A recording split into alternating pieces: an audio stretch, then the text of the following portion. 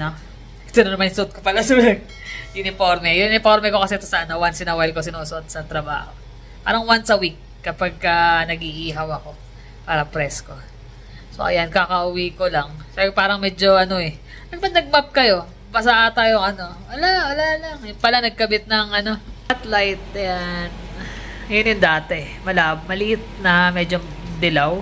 Ito madilaw pero mas pa na siya maliwanag. So, yan. Ngayon, nagluto ako ng nakasalang na yung fries. Tapos gumawa ako ng ang tawag mo dito? Pang fish and chips. Buttered fish. Beer buttered fish. So, may nabibiling tempura butter na. Ang ginagawa ko, imbis na cold water, ang nilalagay ko yung beer na malamig. Yan. Para mas crispy siya. Tapos, gumawa ako ng tartar sauce. So, usually to mayonnaise, mustard, at saka pickle relish. Yung sweet pickle relish. Para malinamnam siya na manamis-namis, asim-tamis. Kasi yan, nagkakalkal pa rin siya ng mga ikakabit niya. Ano yan? Ito, di ba? Yung binili natin. Mura lang bilhin natin kasi nito. $5 ang isa. Tapos, naubos na, na lang, 11 pieces. Sabi ko sayang sana pala pa ako pwede yan dun sa sa basement kung magpapaayos. Glass na pala yan, 11 lang. Tsaka na-adjust yung niya, yung temperature niya hanggang sa puti.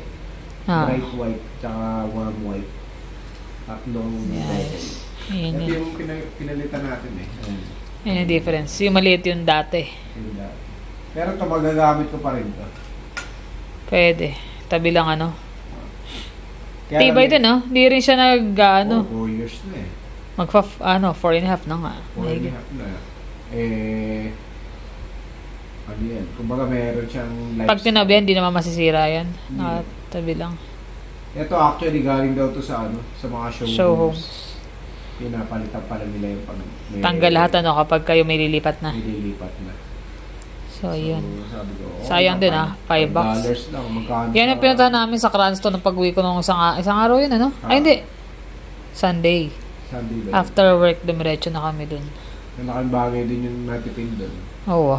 55 yung labing isa. Pero dito kasi, yung lalagay namin dito, dito. Medyo special gagawin. Yung parang halo. Special sa Costco. Ewan ko, meron pa sa Costco Hindi sa Costco, sa Amazon. Amazon na lang. Bakit? Kakakaw ng wire. Kasi dapat, sabi ko sa niya na gawin sa day off. Ginagawa na ngayon, hindi siya mapakali. Kalkal ng kalkal. Ayun na, standing na lang. Wala nang upuan. Dito na daw kami kakain. Tapos na. Ayun Dumating na yung pang cold compress na pinabili ko sa kanya sa Amazon. Kasi yung pag hot compress parang di nag-work. Ito ang sarap nakalapat. Tsaka malambot. Magkano bili mo din? 30. 26? 26 pa. Lambot. Tapos nakalapat na lapat siya mula rito sa leg hanggang sa may balikat. Hanggang likod. Gamitin ko ito mamaya habang natutulog. Para komportable. Habang natutulog? Oo. Kaya baka masakal. Sipunin ka naman. Malamig Tingnan natin. Ganda yung Ganda yung tela niya. Ay, sorry. Yan. Comfy Tech. Sobrang lambot Kahit pag masakit ang mga model, pwede mong gamitin din. Parang jelly lang Sakit mo ka? Sa ulo, pwede. Masakit ulo mo. Di ba? Sakto. Madalas sumasakit ulo mo. Pag puyat, ayan. Para relax. Sarap, di ba? Sa lambot pa. Hello guys. Ayan. Pauwi na ako. Lang ako ngayon. Short hours lang. Kasi supposed to be overtime. Ang ganda ng sikat na araw ngayon. Pero mamaya mainit yan. Ngayon pa lang medyo mainit na Pero ang ganda ng dito sa may gazebo Ito malapit sa may palabas ng trabaho.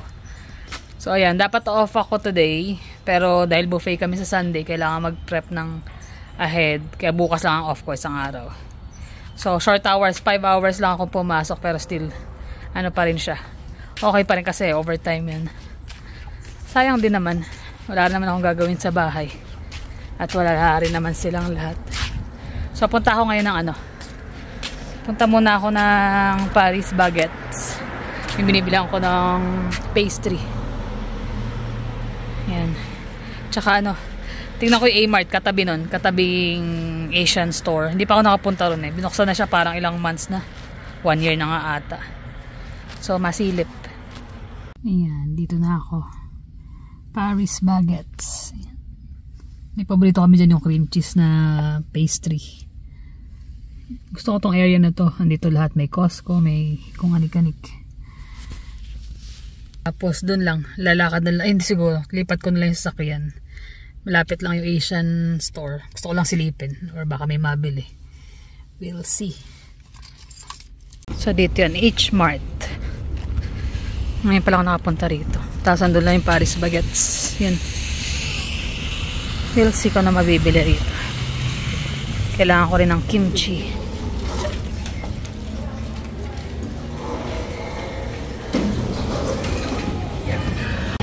May bakery din pala sila rito. May mga cakes. Oh. May pagpatentero pa si Tatang sa akin. Okay din mga cake nila. Pang regalo. Check tayo ng prutas. Baka may kakaiba.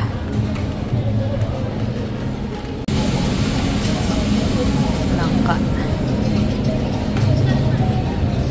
Mangga.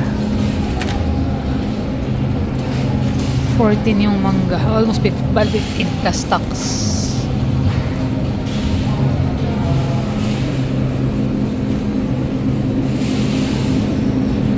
Wala naman masyadong kakaiba. Same.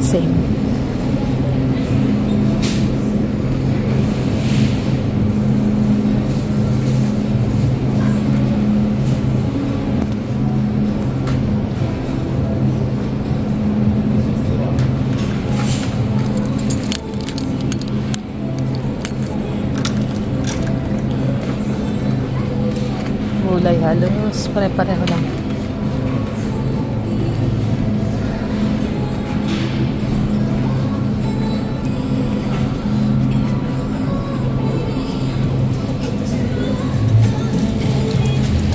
Ay, ito mushroom.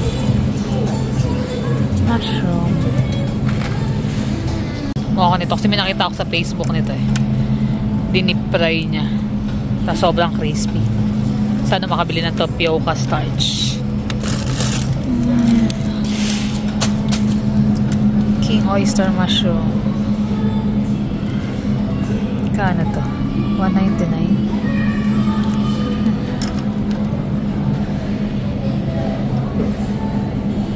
Ayos to ah. Ganda pa ng quality. 3 klaseng mushroom kagad nakuha ko. May pang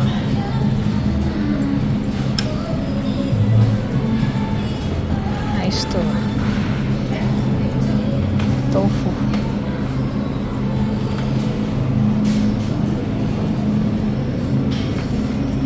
Ay, ito meron sila halo-halo. Pang hot pot.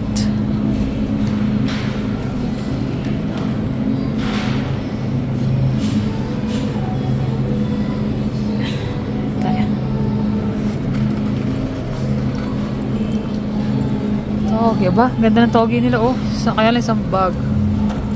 Pero mura ah. $5.99 lang. Gawa nga ako ng lumpiang toge. Mura to. Nagbago isip ko.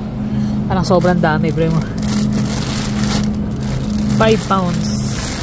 Pag lumpiang toge man ako konti lang. Baka the rest masayang.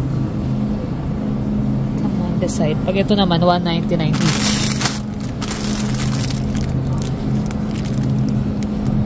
I need to decide. Ikot na nga muna ako. May ako napag-isipan. Kimchi. $15 na to. Dati binibili namin yung brand na yan ng lang. $9.8. $15.99 na.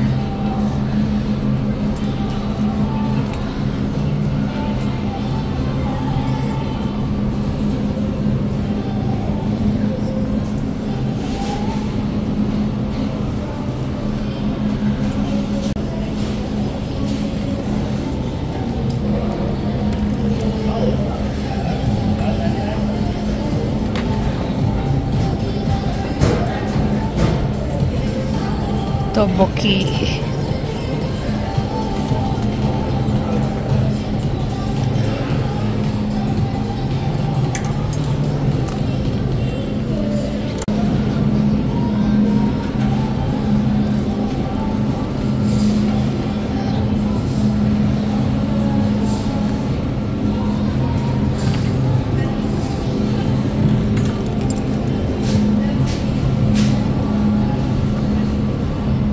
Sarap din to eh.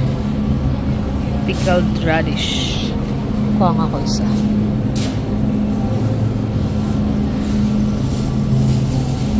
May mga gamit din sila rito. Tapos, mga pang Korean eh. Tapos may mga beauty products. May mga may sa beauty product doon. Ito mga noodles. Sarap pala kasama rito si Habi kasi mas kabisado niya yung mga Korean product na mga nakain niya noon.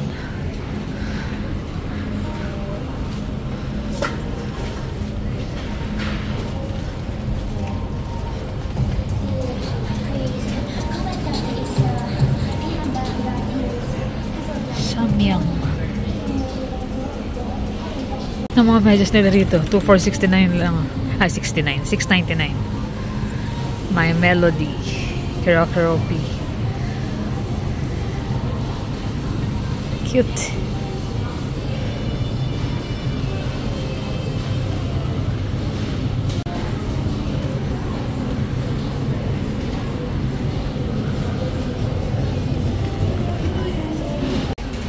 Ayan na. Meron sa mga tonkatsu na sauce.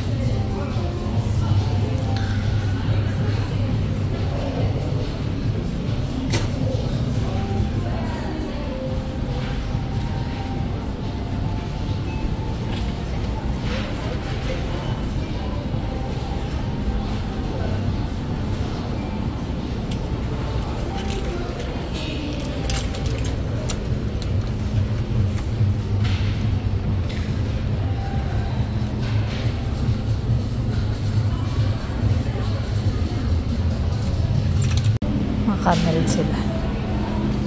Mga seafood doon sa dulo.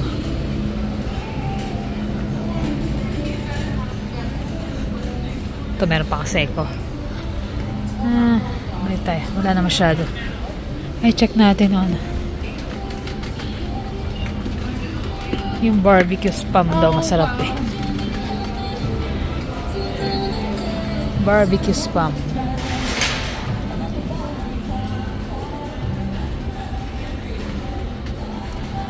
Walay.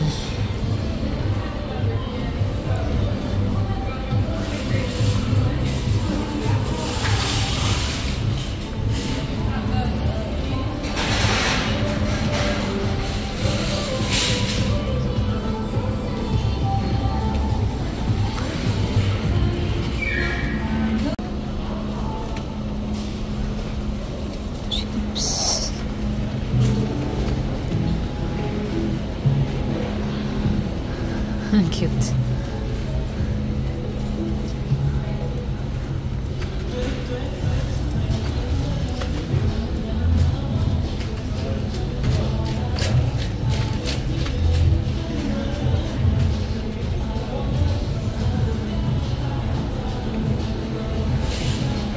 Wala masyado. Yan. Bumili ako ng mga gulay-gulay.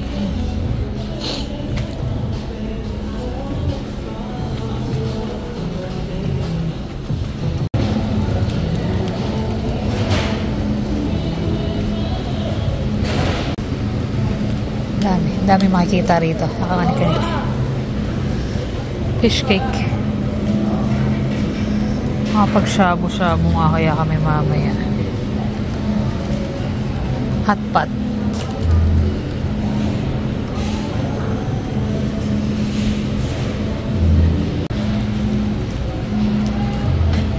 Ang dami rito.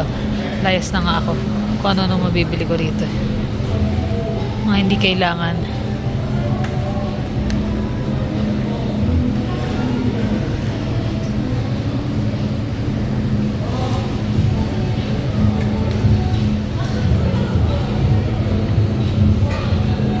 Napapabuntong hininga ako eh, no? Kasi daming masarap kunin.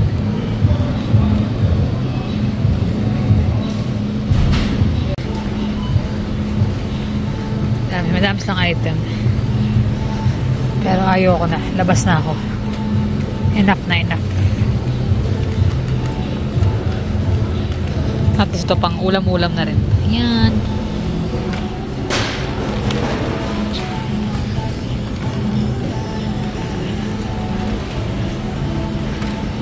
May mando pa sila.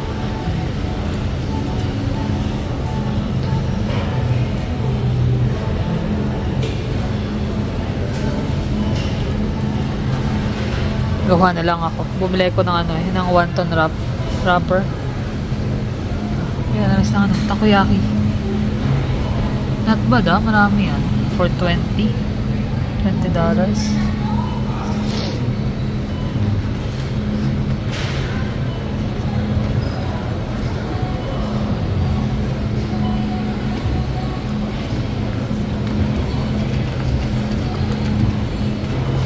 Mga naka-ready rin silang pang hotpot na rito. Okay, pagkain na rin. I'm sorry.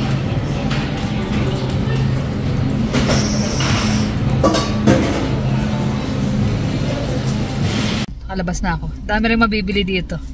Kaya kailangan paminsan-minsan lang kasi mapapagastos ka talaga. Sobrang init ngayon. Okay pa sakto lang yung weather ngayon. Biglang nag-28. Pagsakay ko sa sakay ng init. Dami rin tao Asian grocery. Kita ba siya? Yan, H-Mart. Yan, bahay na ako guys. Nakauwi na rin. Grabe init. Busy pa kalsada. So ito yung mga napamili ko sa Asian. Pero mostly yan siya Asian grocery pero mas lamang na Korean product. Ito pang hotpot. So mag-hotpot na lang kami mamaya kahit mainit. Okay lang kasi na-miss ko rin yan. Yung hotpot lalagyan ko nito. Fish cake. Ito some other time naman gagawin. Seafood na mixed pancake. Tapos ito beef. Slice na tin para sa hotpot din. Ito plano ko sanang ihalo pero wag na. Kasi gagawin ko lang stir fry ito. Kasama ng ibang vegetable para ibang ulam uli. So at least yung nabili ko parang iba't ibang klase na magagawa. Sumulay ko ng dashi flavored na miso. Kasi ito sabi ko nga yung i-deep fry siya na crispy. Kaya bumili rin ako ng tapioca starch. So ito ang ilalagay ko na lang sa sa hotpot namin. Tapos bumili ko ng bok choy. Yan, mas maliliit. Cut ko lang into half. Ito, wonton wrapper. So, gagawa ko ng anong tawag nun? Siomai or dumpling. Ito gagamitin ko. Ito, sa mga susunod na araw, magagawa ko ng pho. So, may beef ako pero wala akong noodles. Nalimutan ko last time. Tsaka ito, cheese ramen. Masarap to Nakabili kami last time nito sa Hong Kong supermarket. Tapos after, hindi na kami nakabili uli. Tapos yun, nag-decide ako sa bean sprout na ito na lang. 2 ganito kinuha ko. Kasi ko yung 5 pounds, marami nga siya, mas makakamura. Pero kung hindi ko magagamit naman lahat at maitatapon lang. Kasi okay lang sana ko yung mga vegetable na na pwede mong i-frozen. Pero ito kasi hindi pwede. So makagawa ako ng lumpiang toge. Tapos yung iba para sa pho. Yan. Ito pala, bumili na ako nitong pickled radish. Meron pa naman kasi kaming kimchi. Tsaka ito, try lang. Ito yung mga nauuso na pero wala silang ice dun Lalagay mo lang sa ice. Watermelon aid. Tsaka bumili ko ng ito. Muscat na grapes mo. Pero may halo siyang aloe vera. So we'll see kung masarap. Try ko lang naman. So, yan. Yan na lahat yun. Yan pala, yung binili ko sa Paris Baguettes. Yung cream cheese nila na Danish. Na pastry. Sarap siya. Hindi siya ganun katamis. Tagi-tagisa kami. So, bumili ko ng isang sweet roll. Parang dinner bun siya. Pero medyo may matamis. Yan.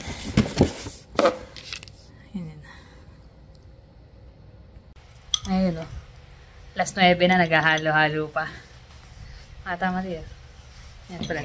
Yan, halo-halo. Yan na yung inaasam niyang leche plan nakarang. Walang halo-halo ko, walang leche plan. Kaya gumawa ko kanina. Gaya ng promise ko sa kanya. Gagawa ko siyang leche plan. Parang naglilihi eh. Biyernes na eh. Kagabi naman, gawa fish and chips. Na-miss ko yan ah. Hindi mo sinasabi. Sabi ko sa'yo, pag may gusto kang paluto, sabihin mo. Isang sinalilimutan ko din. Yan. So, movie night kami today. Kasi off kami bukas. Wala naman lakad. Wala naman tayo. Bahay, pahinga lang. Init na naman eh, 32. Oo nga. Sobrang init na naman ngayon. Kahit gabi na. Lumamig lang nung isang nakaraan. Isang araw. Pero ngayon after, biglang init. Eh bukas wala dito lang kami. Ligpit-ligpit. Baka magkabit na ako ng tapusin ko na yung mga LED na kinakabit ko. Para ano. Ayun no, dumidigay pa siya, basag. Laka nilalagyan eh. Solve eh. Sana na, weekend eh. Nakakamiss din yung ganyan. Lalo na ako sa Pilipinas makakainin. Oo. Eh ano na rin hirap tayo lang kumain. Ganyan, samban na kayo. Samban. Ay, buwan din pala, bumili pa pala tayo sa Ay, sa 3 weeks ago sa seafood. Pero iba talaga paggawa eh. Iba talaga paggawa. Kompleto sa Iba yung lasa ng mga pagkain natin talaga yun. Oo naman. Nakakamiss din na umuwi. Kaya alam minsan, kagaya ng mga nangyayari dito sa Canada, marami nang tumatalon ng ibang bansa. Punta US, sa Europe. Yan. Mga naglilipatan Hindi kasi natin kumbaga hindi sila makapag-adjust sa mga nangyayari dito. Sobrang inflation, sobrang... Kung hindi sila ready talaga, mahirapan talaga. Hindi basta-basta, lalo yung mga gano'n na visitor o kaya student. Kahit saan talaga, lagi balita, ganyan eh. Tapos... Kangina lang, nakikinig kami Airdrie Walmart. Habang nakikinig kami, yung isang taon na naghahanap ng trabaho. Mga immigrants din, Immigrants din. Hindi siya makahanap ng trabaho, 1 year na siyang nag-a-apply. Mahigit. Isang taong kalahati na. Wala eh. Kahit daw anong gawin niya Ang dami niya ng pinasahan, wala. Daming kompetensya ba? Maraming kompetensya, tapos kailangan talaga may connection ka. Connection sa mga ganyan trabaho. Buti na nga lang pinalad din kaming dalawa mag-asawa na wala kaming pasok kami, ganyan. Sabi ko nga sa kanya nung nakaraan, sabi ko sa'yo, paano pala kung kasi di ba dito by referral, paano pala kung walang tayong trabaho, Ang hirap maghanap kasi nga, by referral, bilang na bilang lang yung mga kaibigan namin, sa tutuusin lang talaga. Buti na lang yung umalis namin na pangalan HR, si Carly.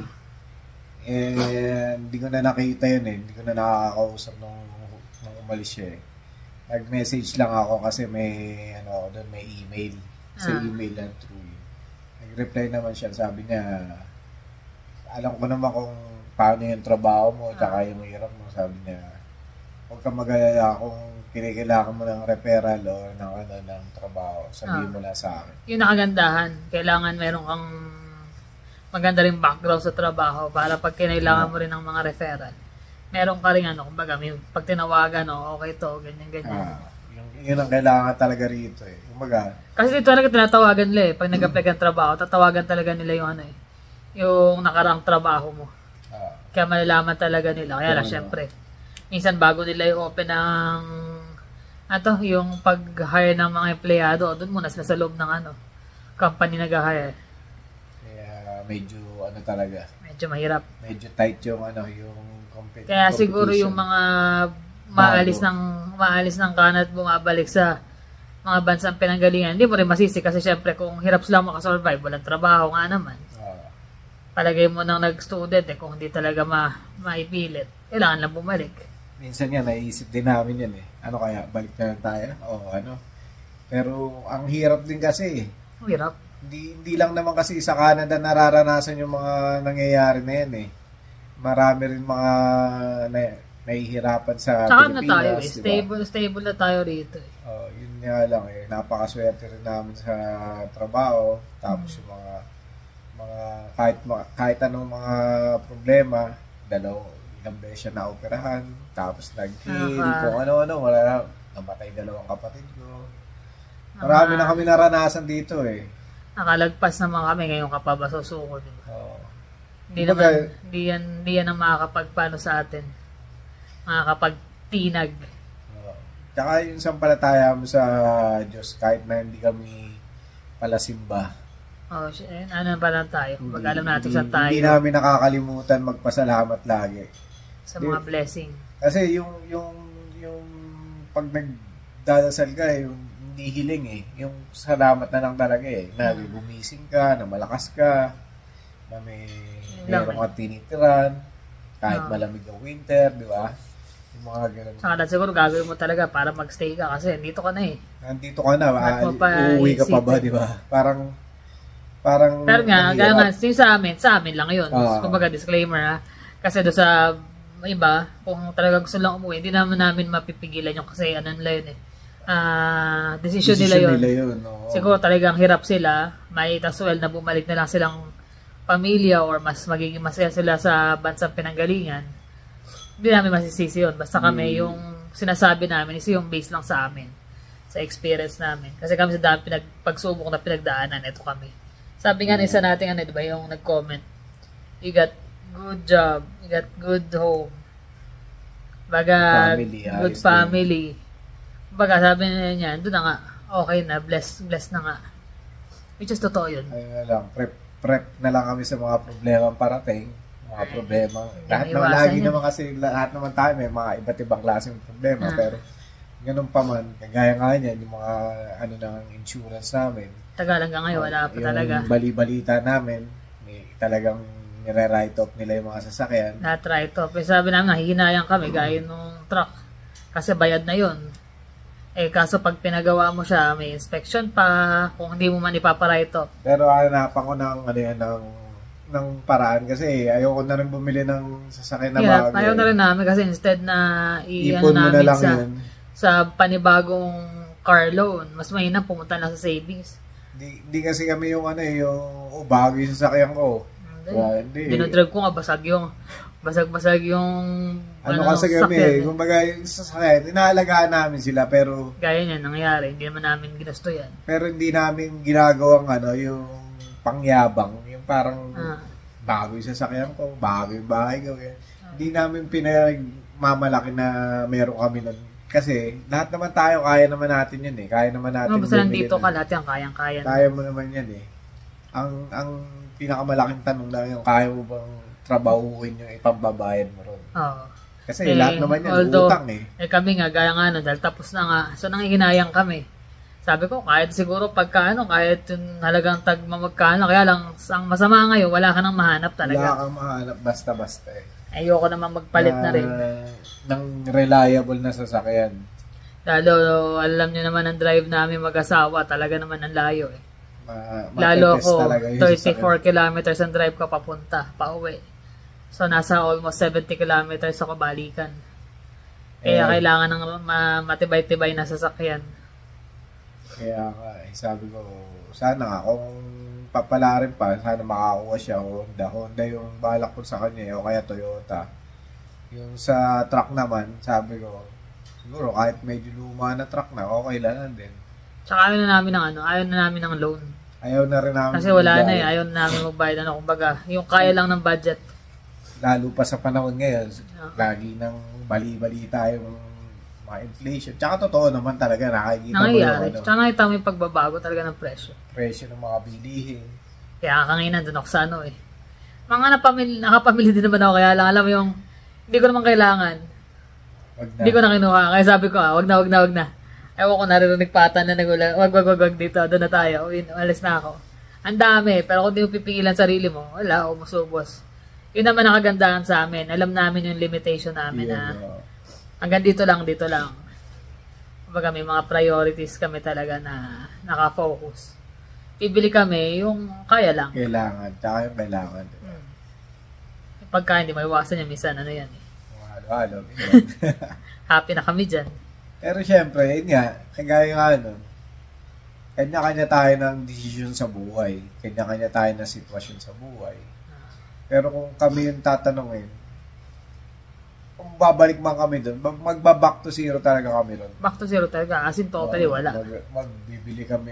Bibili kami ng mga ganito. Malaki maiuwi namin pera kasi kung ibebenta namin yung bahay, di ba? Saka hindi, lahat na ibebenta mo, malaki. Pero, unang-una, wala kang health, insurance. Walang health insurance. Kaya meron pa ng health insurance, pero bibili ka, magkano?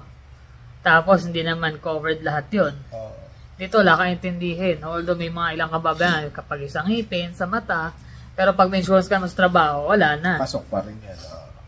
Yun ang number one lalo, hindi naman kami bumabata na. Actually, bumili nga kami ng protein shake Siya ng protein shakes, nanghihina doon, nalalambot na ba, laki ng nalose ng weight, so nanghihina siya. Yung katawan ba, maramdaman mo kasi yung pag nagtutulak ka doon or nagbubuhat, parang medyo may bigat na talaga. Kasi gagawa ko siya ng smoothie na merong spinach, merong kung anik-anik para medyo lumaks-laks ang kanyang katawan. Papay ka ba? Spinach. Tapos lalagyan nga nung whey powder para may protein siya. Ma-reach na yung protein na kailangan niya. Lalo ngayon yung karne, hindi gaya dati yung karne talagang lakas ng kumain. Ngayon talagang small portion yung karne. Although may mga gulay naman, may ibang source din naman ng protein, kaya lang hindi enough. So ayun, saan tayo napunta. Pero yun nasa punto namin. Kung para sa amin, dito kami. Yun ang namin. Kung kami lang yun din yung Pero sa amin lang yun, syempre. Sabi nga namin, hindi namin kayang yun ang kwento ni Juan. Tsaka mahirap ang mahirap din talagang mahirap din yung buhay sa mga iba't ibang bansa din. May kanya-kanya rin problema. Kagaya sa Pilipinas, alam mo naman na mahirap din talaga ang buhay doon. Nandito ka na, kumbaga, simulan mo na nasimulan mo may maayos kang trabaho, mahalaga lang naman yan, matuto kang matuto kang makontento ka nung meron ka. Yun. Kung ano yung meron ka lang. Yun lang. Tsaka ka lagi. Malagi kang magsusubi. Sabi nga, magsubi ka para sa future. Para sa emergency. Swerte ko nga dito, hindi mahilig sa bag. Wala akong mahilig sa bag. Hindi mahilig sa mga alahas, sa damit. Walang makeup. Wala. Nivea lang na moisturizer. Okay na ako. Lotion, body wash. Yan lang ang yan lang ang gastos ko. Pero yung mga panglagay-lagay sa mukha, wala. Hindi siya mahilig doon Hindi ako marunong din patay. Natural na, maganda. Nakatago pa siya. Nilolo ako mo ako. Paano guys, manonood na kami na hindi ka naman kuminom di ba? Anong uto ka pa? Halo-halo naman. Pag nakakainom lang ako ng uto. Yun na naman guys, maraming salamat ulit sa inyong panonood. See you on the next vlog. Bye.